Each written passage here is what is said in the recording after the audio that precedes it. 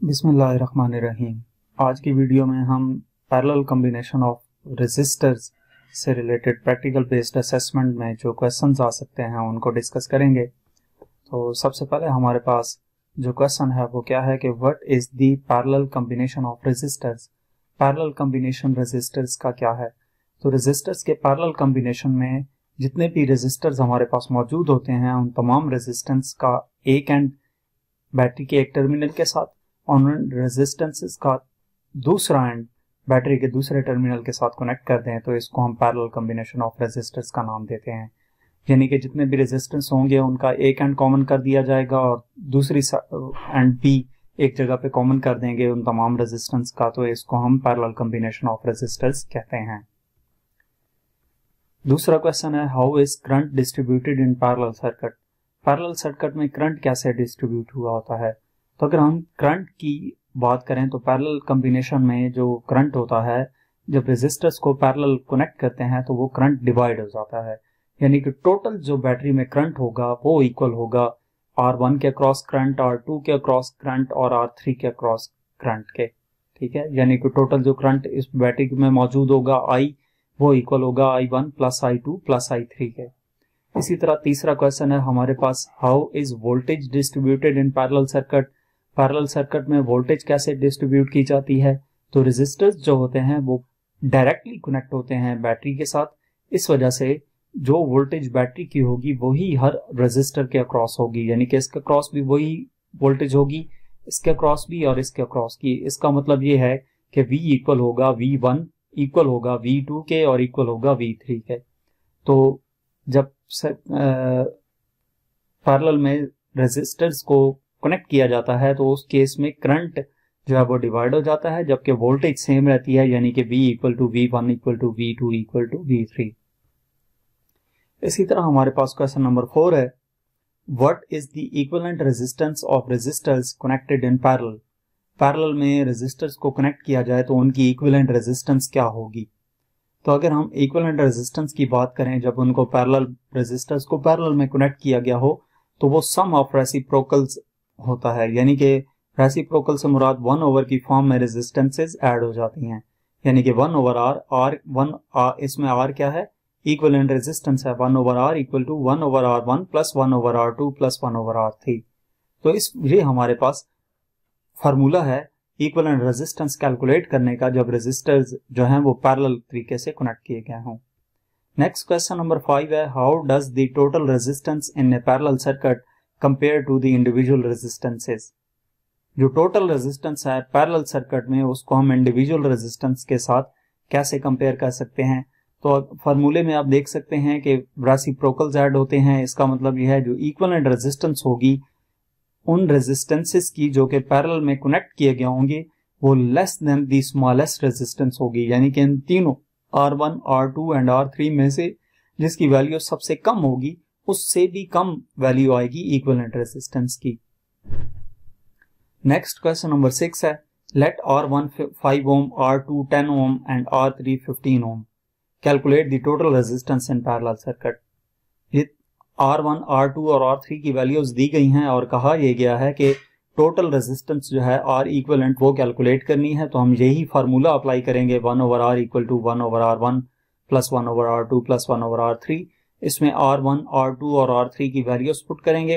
Values put करने के बाद हम क्या करेंगे, इसका एलसीएम ले लेंगे। एलसीएम हमारे पास 30 आ जाएगा। इसको सॉल्व करेंगे तो 11 और 30 आ जाता है। 1 ओवर R 11 ओवर 30 था तो R इक्वल आ जाएगा 30 ओवर 11 के, यानी कि R की वैल्यू आ जाएगी 2.73 ओम। ये हमारे पास इक्विवेलेंट रेजिस्टेंस आ जाएगी इन तीनों रेजिस्टर्स को अगर पैरेलल में कनेक्ट किया जाए। नेक्स्ट हमारे पास क्वेश्चन नंबर 7 है given the total resistance R equal to 3 ohm and the value of R1 equal to 5 ohm in a parallel circuit, calculate the value of R2। इस question में ये कहा गया है कि R1 और R2 पैरेलल में कनेक्ट हैं और इनकी जो टोटल रेजिस्टेंस है वो हमें दी गई है और R1 की वैल्यू गिवन है, तो R2 हमने कैलकुलेट करना है। और वही सीरीज में जब कनेक्ट हो रेजिस्टर्स तो उसके लिए जो फार्मूला हमारे पास होता है 1 over R equal to 1 over R1 plus 1 over R2 ये यूज करेंगे। इसमें R2 हमने कैलकुलेट करना है तो 1/R2 इधर ही रहेगा, 1/R1 इधर जाकर इसमें से माइनस हो जाएगा, यानी कि 1/R2 इक्वल हो जाएगा 1/R माइनस 1/R1। तो इस तरीके से 1/R2 इक्वल आ जाता है, R की वैल्यू 3 पुट की, R1 की वैल्यू 5 गिवन है, तो ये सिंप्लीफाई हम करेंगे एलसीएम लेके, तो 2/15, 1/R2 2/15, यानी कि R2 15/2 हो जाएगा, तो R2 की वैल्यू आ जाएगी 7.5 ओम। नेक्स्ट क्वेश्चन नंबर 8 है, given that the total voltage V equal to 10 volt across a parallel circuit and the total resistance R equal to 5 ohm, calculate the current I flowing through the circuit। Total voltage given है जब resistors parallel में connect हैं और total resistance given है, current I की value calculate करनी है, तो हम ओम्स लॉ अप्लाई करेंगे, V equal to I R, इसमें से I कैलकुलेट करना है तो I इक्वल हो जाएगा V/R के, V की वैल्यू 10 गिवन है और R की वैल्यू 5 गिवन है, तो ये करंट आ जाएगा 2 एम्पियर। नेक्स्ट क्वेश्चन नंबर 9 है, given that the power dissipated P equal to 20 watt by one resistor R equal to 5 ohm in a parallel circuit, calculate the current I flowing through the circuit and the voltage drop V across the resistor। Power हमें given है, resistance given है, हमने current और voltage calculate करनी है, तो P equal to I square R का formula use करके हम पहले I कैलकुलेट कर लेंगे, क्योंकि पावर भी गिवन है और रेजिस्टेंस भी गिवन है। I स्क्वायर इक्वल हो जाएगा P/R के, P की वैल्यू 20 है, R की वैल्यू 5 है, 4 आ जाएगा, I स्क्वायर 4 है, दोनों तरफ अंडर रूट लेंगे तो I इक्वल आ जाएगा 2 एम्पियर के। इसी तरह इसके बाद हमने V कैलकुलेट करना है, तो P इक्वल टू VI का फार्मूला यूज कर लेंगे, V इक्वल हो जाएगा P/I के, यानी कि V इक्वल टू P की वैल्यू हमारे पास कितनी है 20 के मान है, डिवाइडेड बाय I अभी हमने कैलकुलेट किया 2, तो ये V इक्वल आ जाएगा 10 वोल्ट के। इसके बाद क्वेश्चन नंबर 10 है, how can parallel resistors be used to limit current in a circuit. Parallel में रेजिस्टर्स अगर कनेक्ट हों तो उनको हम करंट को लिमिट करने के लिए कैसे यूज कर सकते हैं, यानी कि एक लिमिट में करंट गुजरे।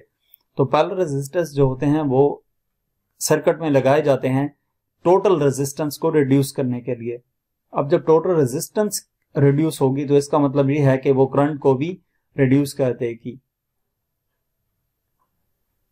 क्योंकि V equal to I R का फॉर्मूला है ना, तो उस जरिए से हमारे पास अगर रेजिस्टेंस कम होगी तो रेजिस्टेंस ज्यादा होगी तो वो क्या करेगी, करंट को भी कम कर देगी। नेक्स्ट क्वेश्चन नंबर 11 है, what are some practical applications of parallel resistors in electronic circuits.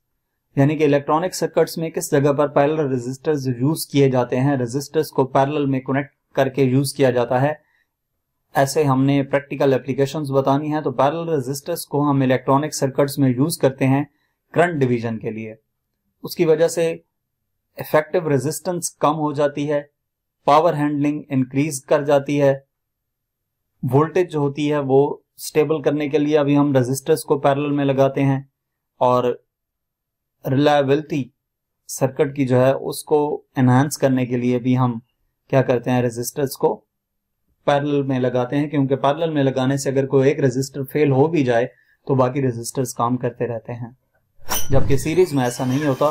Series में जितने भी रेजिस्टर्स कनेक्ट किए जाते हैं, अगर उनमें से कोई एक रेजिस्टर भी काम करना छोड़ दे तो बाकी रेजिस्टर भी काम नहीं करते।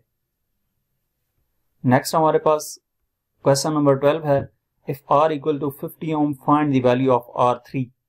R टोटल रेजिस्टेंस अगर 50 हो तो R3 की वैल्यू कैलकुलेट करनी है, यानी कि R1 और R2 की वैल्यू गिवन है, R3 कैलकुलेट करनी है। तो सीरीज में जब रेजिस्टर्स को कनेक्ट किया जाता है तो उसके लिए जो फार्मूला है वो 1/R equal to 1/R1 plus 1/R2 plus 1/R3 होता है।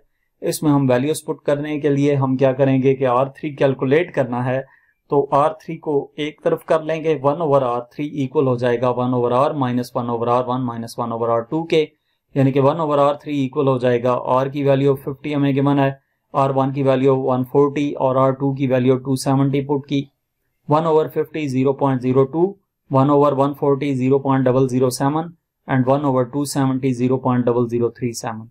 इसको हम सॉल्व करेंगे तो 1/R3 इक्वल आ जाता है 0.0093 के। R3 इसका रेसिप्रोकल हो जाएगा, R3 इक्वल टू 1/2 0.0093 डिवाइड करेंगे तो R3 की वैल्यू आ जाएगी 107.5 ओम। तो यहां तक हमारे पास पैरेलल में रेजिस्टर्स को कनेक्ट करने से जो पीबीए में क्वेश्चंस आ सकते हैं वो थे, उनको हमने डिस्कस किया। मजीद किसी भी चैप्टर की एक्सरसाइज का सोल्यूशन देखने के लिए हमारा चैनल विजिट करें।